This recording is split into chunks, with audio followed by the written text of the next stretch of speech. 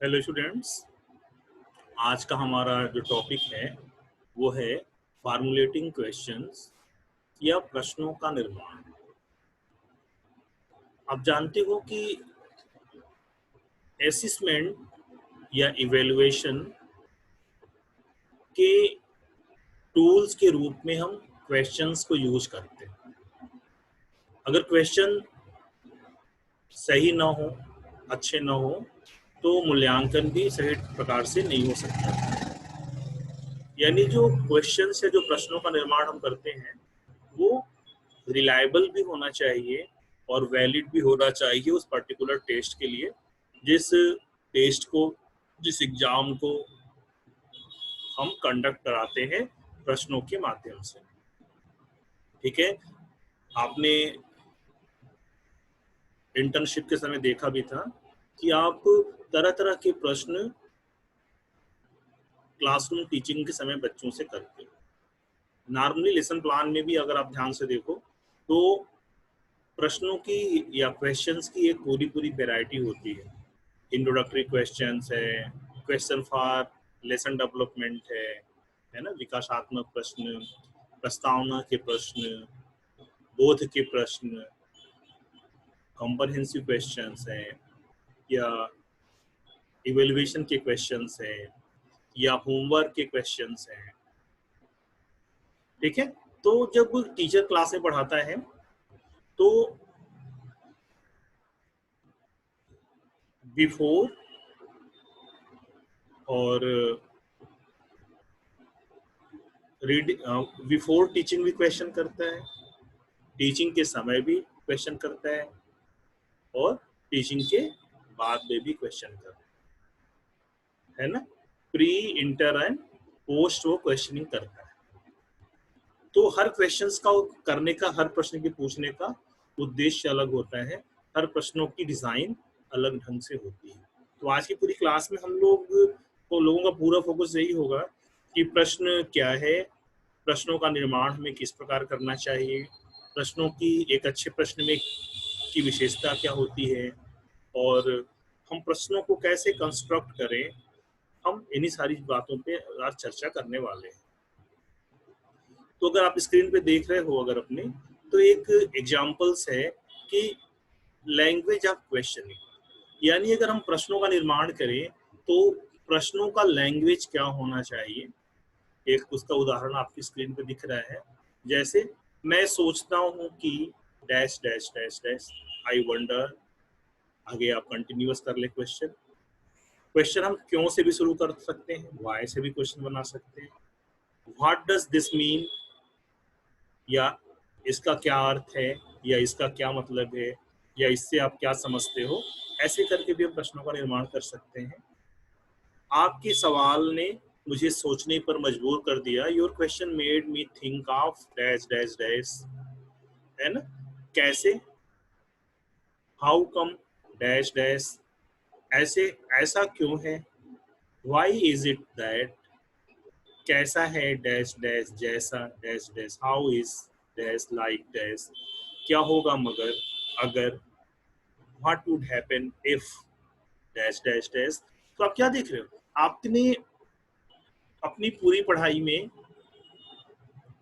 या परीक्षा में या जिन तरह के क्वेश्चन से आप गुजरते हैं, उन क्वेश्चनों की भाषा या उन क्वेश्चनों के कंस्ट्रक्शन का वे कुछ ऐसा ही होता है। सारे प्रश्नों में जो डैश डैश डैश आ रहा है, इसी में हम अपने टॉपिक को जोड़कर हम प्रश्नों का निर्माण कर लेते हैं। ठीक है, तो एक इंट्रोडक्टरी स्लाइड आपके सामने है जिसमें ये बताया जा रहा है कि अगर आप प्रश्नों का निर्माण करें तो प्रश्नों के निर्माण में लैंग्वेज क्या, उस प्रश्नों के लैंग्वेज क्या हो। अगर आप सेंटेंसेस बना रहे हैं उससे रिलेटेड, तो उस क्वेश्चंस की सेंटेंस में कैसे कैसे उसको मेक करेंगे। यहाँ पे एक बात मैं और भी अब कहना चाहता हूँ, जब मैं प्रीवियस क्लास कक्षा में जब मैं आपको बता रहा था कि प्रश्न कैसे होने चाहिए, तो मैंने बताया था कि प्रश्न बहुत ही, क्वेश्चंस कैसे होने चाहिए, बहुत ही शार्प होने चाहिए, है ना। यानी तुरंत बच्चों को समझ में आ जाना चाहिए, अंडरस्टैंडेबल होना चाहिए। ठीक है, प्रश्न बहुत ही संक्षिप्त होना चाहिए, यानी कॉम्पैक्ट होना चाहिए। ठीक है, प्रश्न कैसा होना चाहिए, मैंने बताया था प्रश्न सरल होना चाहिए, क्वेश्चन सिंपल होने चाहिए, सुबोध होना चाहिए, सुबोध का मतलब अंडरस्टैंडेबल, जल्दी से समझ में आने वाला होना चाहिए, ठीक है, और सुगम भी होना चाहिए। सुगम का मतलब उसको एसिमिलेट करना, हम जल्दी से उसको एसिमिलेट कर ले, यानी सहज, सुबोध और सुगम। मैंने ये तीन बताया था क्वेश्चन में कि जब भी क्वेश्चन का निर्माण करें ये तीन उसमें क्वालिटी जरूर होनी चाहिए, ठीक है। तो अब हम आगे बात करते हैं बेटा, what make a good question is good question, यानी एक अच्छा प्रश्न कैसा होता है, कैसा होना चाहिए। तो कुछ प्रश्नों का स्ट्रक्चर फिर आपके सामने आ रहा है। जो अच्छे प्रश्न अगर हमें बनाना है तो अच्छे प्रश्न कैसे होने चाहिए, उसका एग्जांपल आपके सामने है, आप देखो। मेक्स यू थिंक, यानी सोचने पे मजबूर करता है, यानी प्रश्न ऐसा हो कि प्रश्न को सुनने के बाद इंसान उस प्रश्न पर विचार करने के लिए मजबूर हो जाए, ठीक है। तो एक अच्छे क्वेश्चन की जो करेक्टरिस्टिक्स है, जो विशेषता है, वो पहली विशेषता क्या हो गई, मेक्स यू थिंक, सोचने पर मजबूर करता है। सेकंड देखो, can have more than one answer, यानी प्रश्न को सुनने के बाद उसका एक से अधिक उत्तर विद्यार्थी के मन में आ जाए तो उस प्रश्न को भी हम अच्छा मानते हैं, ठीक है। लेकिन इंट्रोडक्टरी क्वेश्चंस में इस तरह के प्रश्नों से हम बचते हैं, क्योंकि इंट्रोडक्टरी क्वेश्चंस में अगर ऐसे प्रश्न आप पूछे जिसका एक से अधिक आंसर होता हो तो फिर वहां पे समस्या हो जाएगी। लेकिन नॉर्मल कंडीशन में हमें प्रश्न ऐसे बनाने चाहिए जो थोड़े से व्यापक हो, एक से अधिक उत्तर की संभावना उसकी बनती हो। Makes you reread to make sure, आपको यह सुनिश्चित करने के लिए फिर से बनाता है, यानी makes you reread to makes you, यानी प्रश्न ऐसा हो कि इंसान उसको बार बार सोचने पे उस पर मजबूर हो जाए, जिससे वो उसका सही से आंसर कर सके, है ना। Can be asked in different way, यानी एक ही प्रश्न को कई तरह से पूछा जा सकता हो।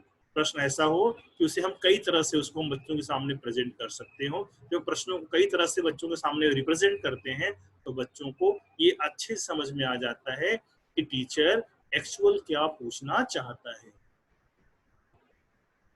Can not be answered just in the book, यानी जो क्वेश्चन है उसका आंसर सीधे सीधे बुक में लिखा हुआ न मिल जाए। कई बार ऐसा होता है कि हमारे पास हम बच्चों से ऐसे प्रश्न पूछते हैं या एग्जाम में ऐसे प्रश्न हम लेते हैं कि हम कह देते हैं कि आप इस चैप्टर के इस बुक के का जो पहले पैरे की जो ऊपर की 4 लाइन है वो ये इसी प्रश्न का उत्तर है। तो प्रश्न का निर्माण कभी ऐसा नहीं करना चाहिए कि हम उसका उत्तर एग्जैक्टली बुक के सेंटेंसेस में मिल जाए, ठीक है। Make you think about your life, इसका मतलब क्या हो गया, इसका मतलब ये हो गया कि आप जो भी क्वेश्चंस पूछें उस क्वेश्चंस का जब वो जवाब देने लगे तो दैनिक जीवन से उपयोगी बातें भी उसके दिमाग में आ जाए, है ना। आप अच्छी तरीके से जानते हो कि जो साइकोमोटर फेज है ऑब्जेक्टिव का, वो यही बताता है कि लर्निंग कॉग्निटिव होती है, फिर अफेक्टिव होती है, फिर वो साइकोमोटर हो जाती है, और जब वो साइकोमोटर फेज में चली जाती है तो लर्निंग कंप्लीट हो जाती है ना। तो प्रश्न भी ऐसा होना चाहिए कि बच्चा उसे अपनी जो डेली लाइफ है उस लाइफ से कोरिलेट करके सोचने पे वो मजबूर हो जाए। Make you want to read and no more, ठीक है। ये भी बहुत ही इंपॉर्टेंट करेक्टरिस्टिक्स है बेटा। प्रश्न ऐसा हो कि उसका उत्तर जानने के लिए वो और ज्यादा पढ़ने के लिए उत्सुक हो जाए, है ना, यानी उसको और ज्यादा नॉलेज गेन करने के लिए उसको मोटिवेशन भी मिले। प्रश्न इस प्रकार के होने चाहिए। मेक्स यू स्मार्टर, यानी प्रश्न ऐसा हो जो बच्चों को और होशियार बनाने के लिए प्रेरित करे, ठीक है। कुछ और विशेषताएं इसकी आप देखो, make you explain with more than one word,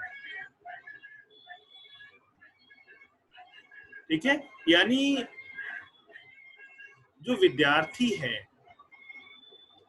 ठीक है, वो उस प्रश्न को अगर एक्सप्लेनेशन देना शुरू करे तो एक से अधिक शब्दों में उसको बयान कर सके, प्रश्न का निर्माण ऐसा करना चाहिए। कारण ये इसका बेटा कि जब हम वन वर्ड आंसर किसी से कोई क्वेश्चन हम करते हैं जिसका वन वर्ड आंसर होता है, तो बच्चा क्या होता है, वो उसको रट जाता है, उसकी तो उसको मेमोराइज कर लेता है, लेकिन उसकी लर्निंग नहीं होती है। और लर्निंग एक्चुअल है क्या, बच्चों की समझ को बढ़ाना। और समझ हम तभी बढ़ा सकते हैं जब हम उसको एक्सप्लेन करने का मौका दें। अब अच्छी तरीके से जानते हो, हम एक्सप्लेनेशन किसी भी चीज का वन वर्ड में नहीं कर सकते। अगर वन वर्ड में हम किसी का आंसर दे रहे हैं तो निश्चित रूप से उसको हम रटेंगे, उसको मेमोराइज करेंगे, और मेमोराइज करके ही हम उसको बता सकते हैं ना बच्चों। तो प्रश्न इस तरह का बनाएं जिससे बच्चा समझने के लिए, सोचने के लिए, एक्सप्लेन करने के लिए अपने दिमाग को लगा सके। Help you think deeper about the text.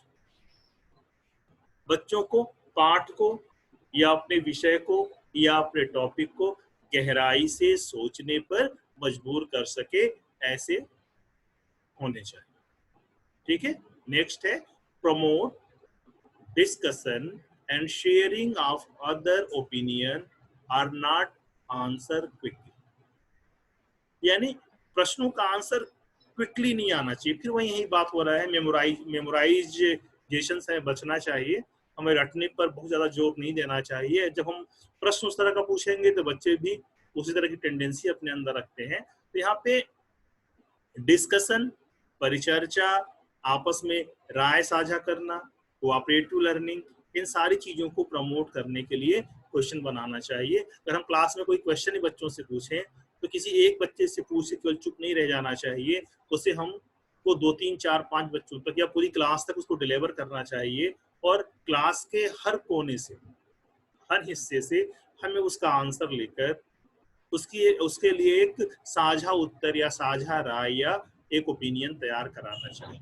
इससे होता ये है, अपने प्रश्नों के अच्छे से याद हो जाते हैं, बच्चों को अपने प्रश्नों के आंसर अच्छे से याद हो जाते हैं और उनकी समझ भी अच्छे से बढ़ जाती है। अगर क्लासरूम में आपने क्वेश्चन 4 बच्चों से पूछा और उसमें केवल 3 को ही आ रहा है, लेकिन अगर उस पर आपने थोड़ा सा फोकस कर दिया, थोड़ा सा ओपिनियन बना दिया, तो उस क्वेश्चन का आंसर या वो जो नॉलेज है, वो नॉलेज पूरी क्लास में सर्कुलेट हो जाता है। तो हमें इस पर भी फोकस करना पड़ेगा।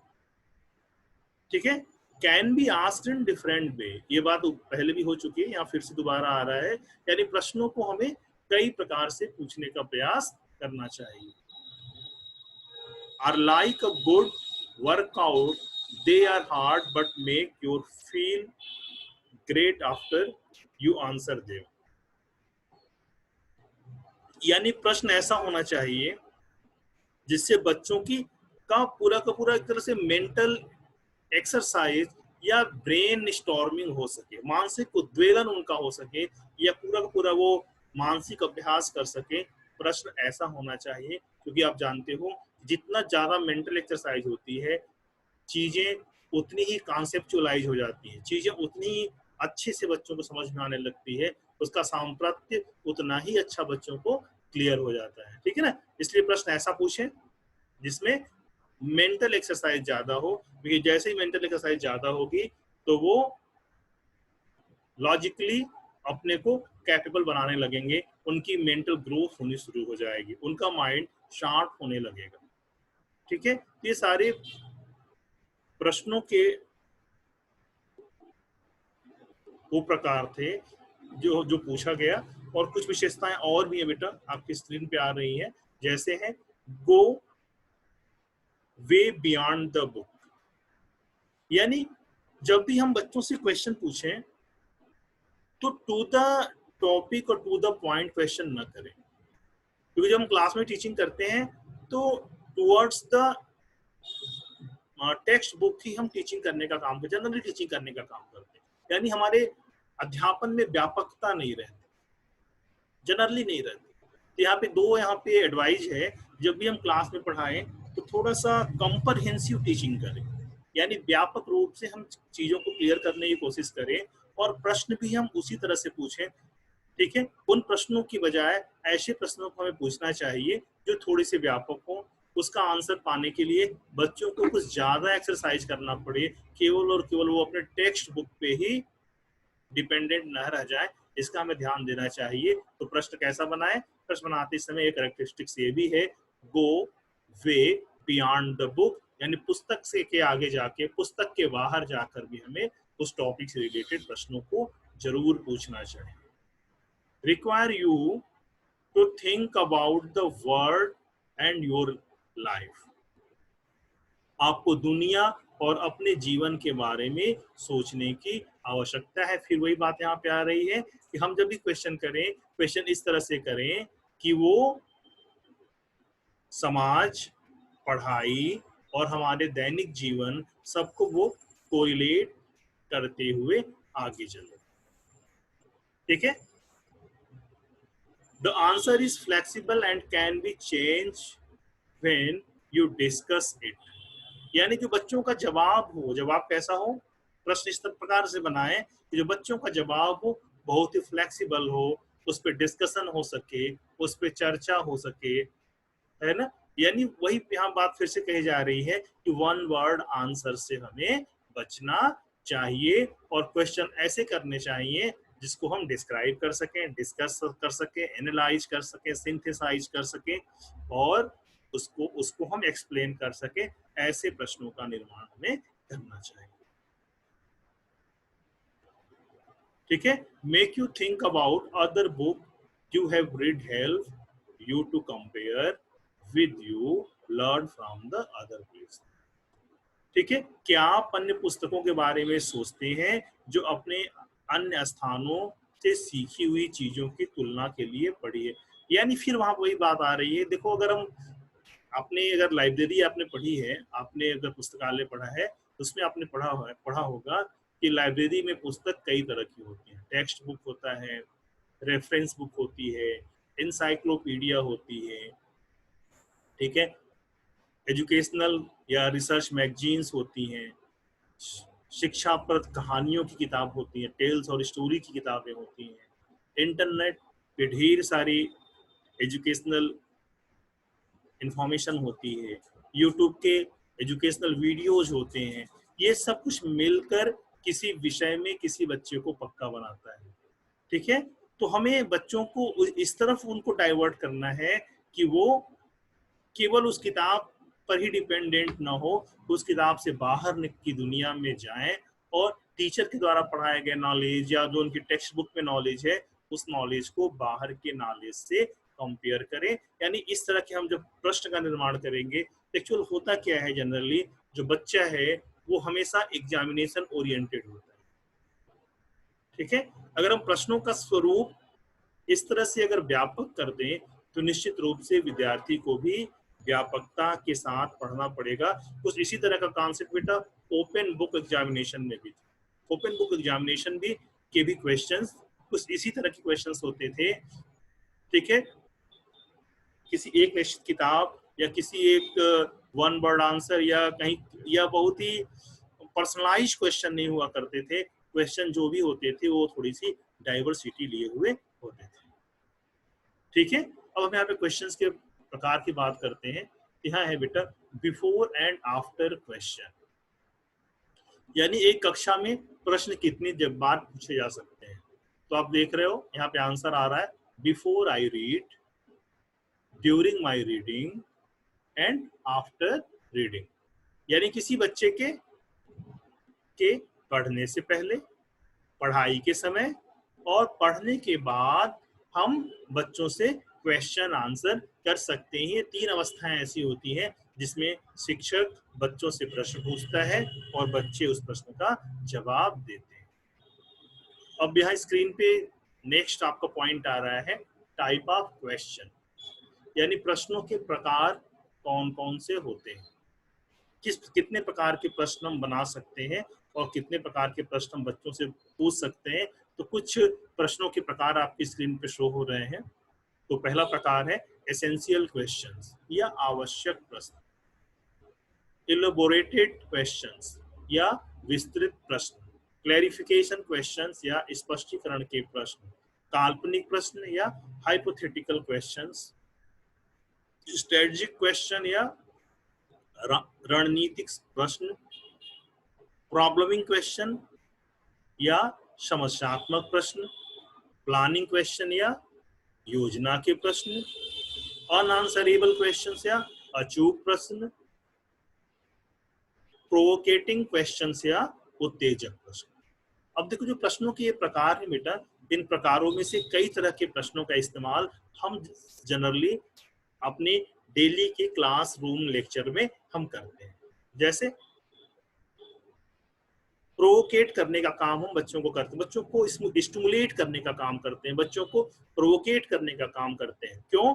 क्योंकि अगर बच्चे पढ़ने के लिए अगर उत्तेजित नहीं होंगे, उनके अंदर जिज्ञासा पैदा नहीं होगी, तो अच्छे ढंग से चीजों को समझेंगे नहीं।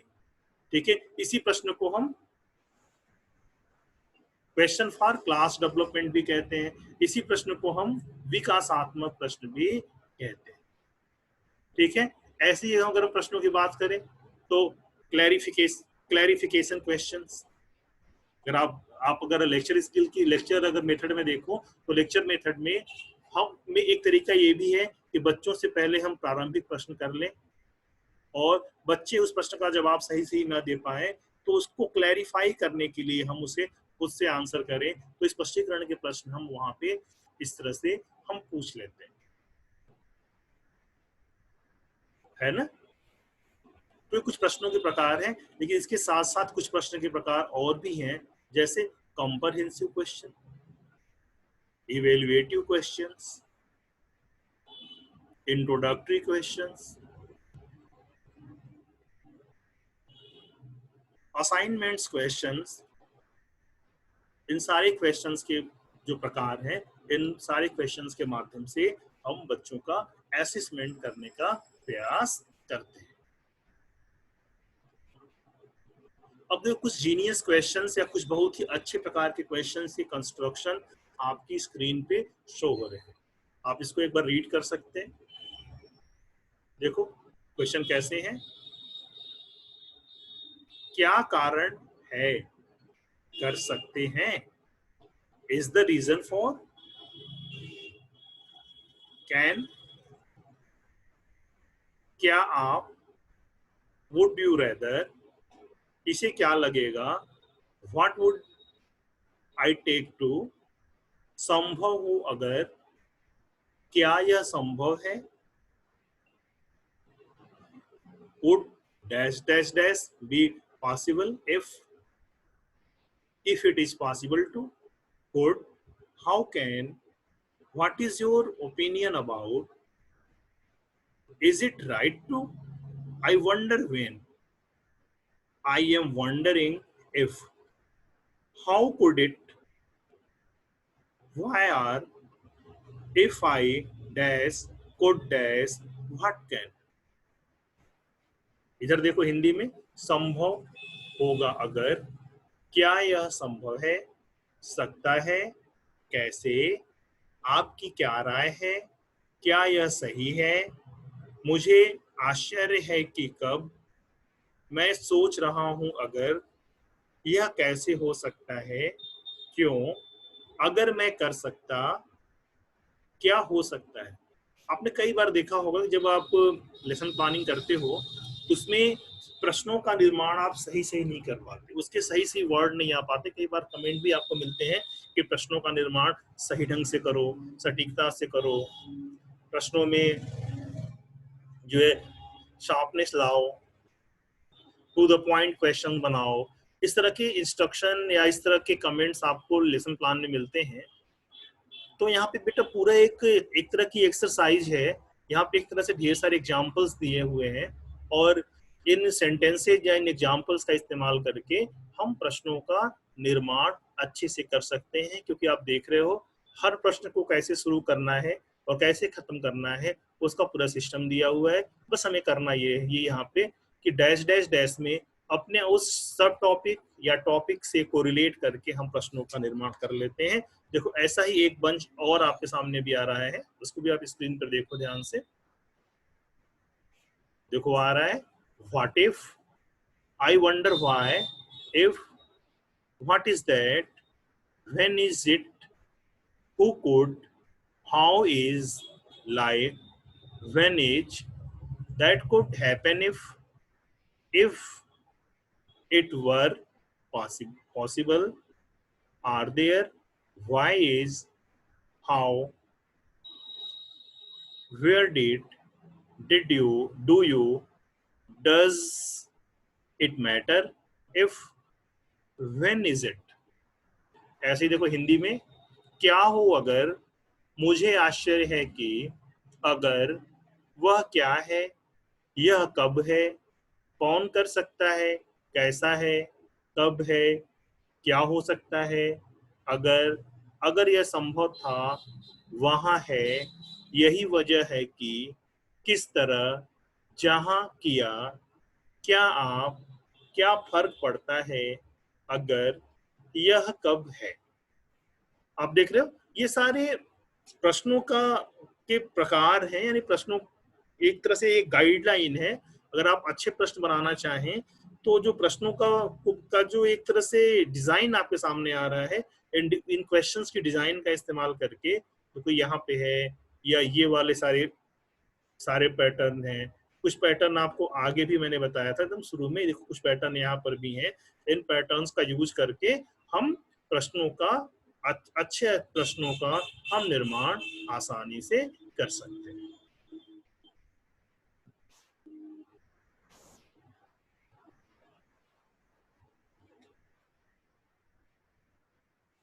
देखो प्रोफिशिएंट रीडर आस्क क्वेश्चंस, ठीक है, यानी